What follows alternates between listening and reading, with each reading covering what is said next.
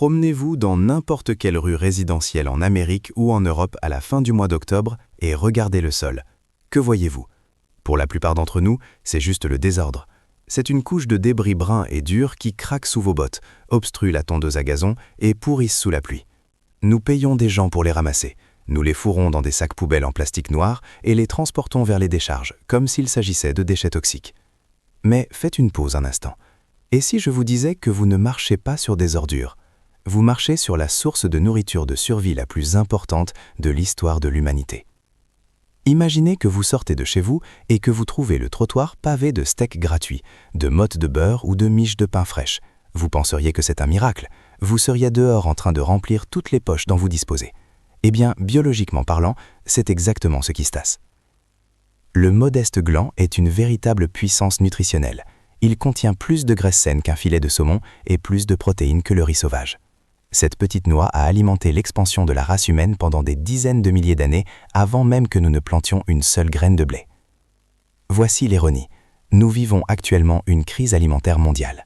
Les prix des denrées alimentaires montent en flèche, les chaînes d'approvisionnement se fracturent et notre terre arable se meurt sous le stress de l'agriculture industrielle.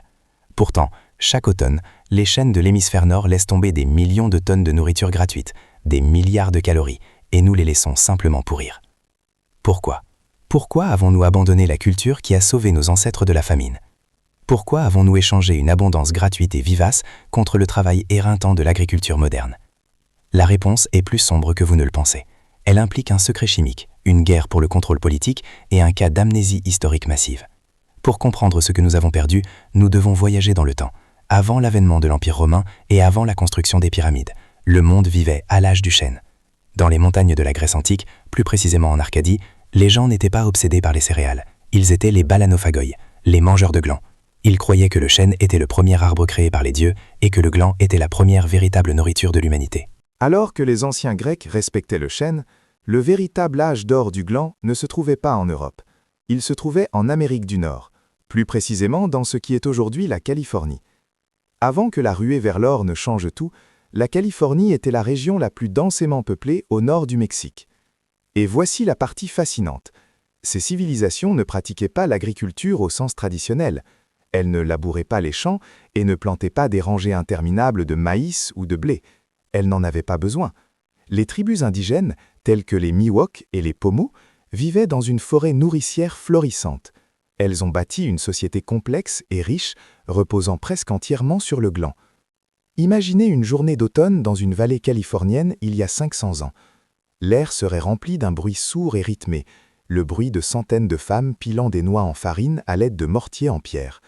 Elles stockaient cette récolte dans des greniers massifs tissés de branches de saule et tapissés d'aiguilles de pin. Ce n'étaient pas de petits garde-manger, c'étaient des silos remplis à ras-bord de milliers de kilogrammes de nourriture.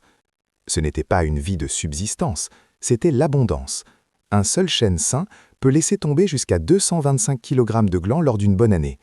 Une famille pouvait récolter assez de nourriture en seulement 3 semaines pour subvenir à ses besoins pendant 2 années entières.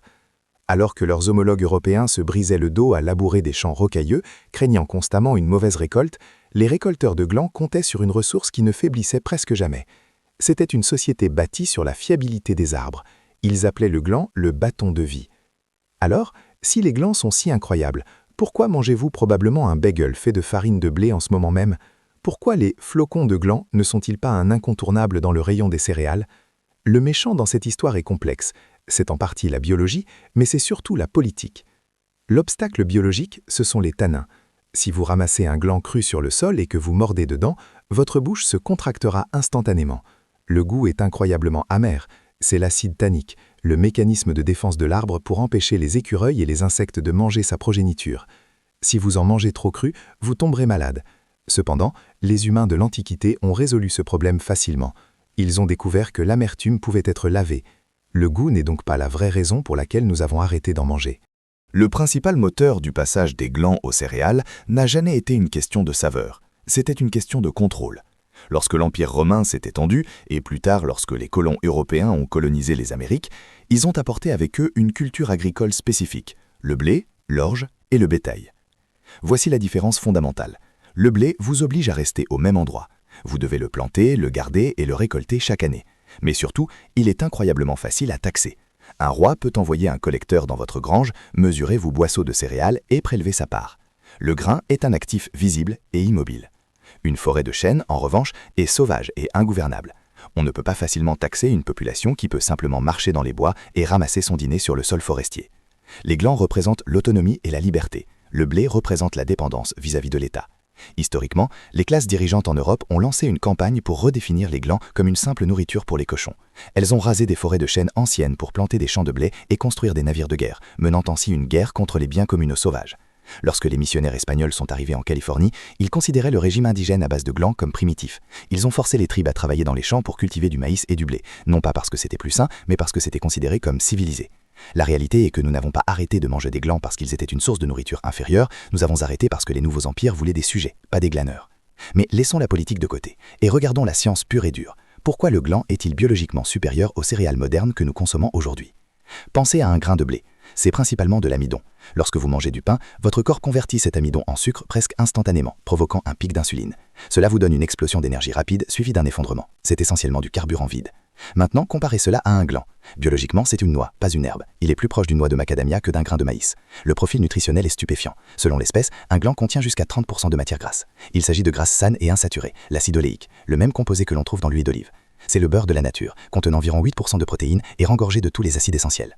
Au-delà des graisses et des protéines, les glands regorgent de minéraux essentiels, comme le calcium, le magnésium et le phosphore. Mais le véritable génie réside dans la manière dont nos ancêtres ont libéré ce potentiel. Vous vous souvenez du produit chimique méchant, les tanins ? Les humains de l'Antiquité ont découvert une astuce chimique simple appelée le lessivage. Comme les tanins sont solubles dans l'eau, il suffit de faire couler de l'eau à travers la farine de gland moulu pour en éliminer l'amertume. Les nutriments et les graisses saines, qui ne sont pas solubles dans l'eau, restent en place. Ce qu'il vous reste, c'est une farine douce, au goût de noisette et riche en énergie. Parce qu'elle est riche en graisses complexes, elle se digère lentement, gardant le corps au chaud et alimentée pendant des heures, d'une manière qu'une tranche de pain blanc ne pourrait jamais égaler. C'est le carburant de survie ultime. L'ironie de notre système alimentaire moderne devient douloureuse lorsque l'on compare un champ de blé industriel à une chênaie. Pour produire une miche de pain, nous déclarons essentiellement la guerre au paysage. Nous pulvérisons des herbicides pour tuer les mauvaises herbes, nous asséchons les aquifères pour l'irrigation et nous labourons le sol, détruisant ainsi les réseaux fongiques qui maintiennent la terre en vie. Le blé est une culture exigeante. Si l'agriculteur prend une année de congé, l'approvisionnement alimentaire disparaît. Maintenant, regardez le chêne. C'est une plante vivace. Vous le plantez une fois et il fournit de la nourriture pendant 500 ans. Ses racines plongent à près de 10 mètres de profondeur pour accéder aux eaux souterraines, ce qui signifie qu'il n'a besoin d'aucune irrigation. Il laisse tomber des feuilles qui fertilisent son propre sol. C'est une machine à séquestrer le carbone qui combat le changement climatique tout en vous nourrissant. Nous détruisons littéralement notre couche arable pour cultiver des céréales annuelles tout en ignorant les arbres vivaces qui construisent le sol. Pour ressentir le poids de cette perte, nous devons écouter l'histoire humaine. Les anciens de la tribu Mono dans la Sierra Nevada décrivaient la vie avant les colons non pas par le calendrier, mais par l'année du gland. Ils ne s'inquiétaient pas des épiceries, ils s'accordaient au rythme des arbres. La première chute de l'automne était un festival. Les communautés se réunissaient pour casser les coquilles au coin du feu en racontant des histoires. Une grand-mère a un jour décrit le goût de la bouillie de gland simplement comme celui de la maison. Lorsque les colons ont abattu ces bosquets anciens pour planter des vergers de pommiers ou faire paître du bétail, les anciens indigènes ont pleuré. Ils ne perdaient pas seulement une ressource calorique, ils perdaient leur indépendance. Ils perdaient le lien avec la terre qui les avait soutenus pendant 10 000 générations. Comme le dit un célèbre proverbe amérindien, « Quand le chêne est disparu, le peuple est disparu ». Heureusement, l'histoire ne se termine pas en tragédie. Une nouvelle génération s'éveille. Nous assistons à une résurgence massive de ce que l'on appelle le régime décolonial. Des chefs remportent des prix prestigieux en rejetant les aliments transformés modernes et en remettant au goût du jour des ingrédients indigènes comme les glands. Dans des cultures comme celle de la Corée, la tradition ne s'est jamais éteinte. La gelée de gland reste un aliment de base apprécié, chéri pour sa saveur terreuse et ses bienfaits pour la santé. Même le mouvement moderne sangléken est tombé sur la farine de gland, réalisant qu'il s'agit d'un super-aliment délicieux à faible indice glycémique qui ne coûte rien d'autre que du temps. Vous pouvez rejoindre cette résurgence le week-end prochain. Le processus est étonnamment simple. Tout d'abord, rassemblez votre récolte. Les chênes blancs sont généralement plus doux, tandis que les glands des chênes rouges se conservent plus longtemps. Deuxièmement, effectuez le test de flottation critique. Jetez vos noix dans un seau d'eau. Si elles coulent, c'est de l'or massif. Si elles flottent, elles sont probablement endommagées par des insectes, alors jetez-les. Une fois que vous avez vos bonnes noix, cassez les coquilles et broyez la chair en une mouture grossière. Vient ensuite la seule étape technique, le lessivage. Faites simplement tremper la mouture dans de l'eau froide et changez le liquide une fois par jour pendant environ une semaine.